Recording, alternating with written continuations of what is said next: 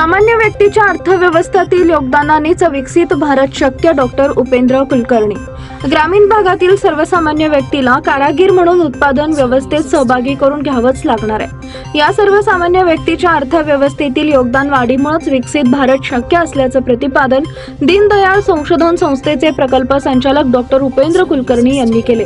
पुण्यश्लोक अहिल्यादेवी होळकर सोलापूर विद्यापीठ सोलापूर आणि PM उषा अंतर्गत विकसित भारत 2047 शाश्वत विकासाचे मार्ग या विषयावर आयोजित राष्ट्रीय परिषदेच्या प्रसंगी डॉक्टर उपेंद्र कुलकर्णी बोलत होते.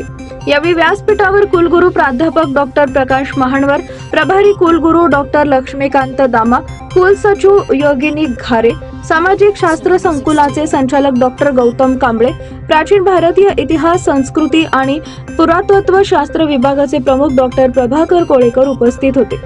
यावेळी डॉक्टर उपेंद्र कुलकर्णी म्हणाले, सध्या प्रचलित असलेल्या व्यवस्थेचा अभ्यास करून सामान्य व्यक्तीचे विकासात उद्योगधंद्याच्या माध्यमातून योगदान वाढवावं लागणार आहे.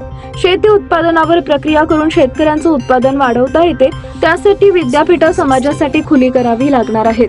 तेव्हाच विकसित भारत शक्य असतं, असंही डॉक्टर उपेंद्र कुलकर्णी यांनी स्पष्ट केलंय. यावेळी कुलगुरू प्राध्यापक डॉक्टर प्रकाश महानवर म्हणाले, विकसित भारत निर्मित करण्यामध्ये सर्वसामान्य व्यक्तीचं उत्पन्न वाढवण्यावर भर दिला जाणार आहे. अशा परिषदांमधून विकसित भारताच्या विविध विषयांवर चर्चा होऊन दिशा ठरणार आहे.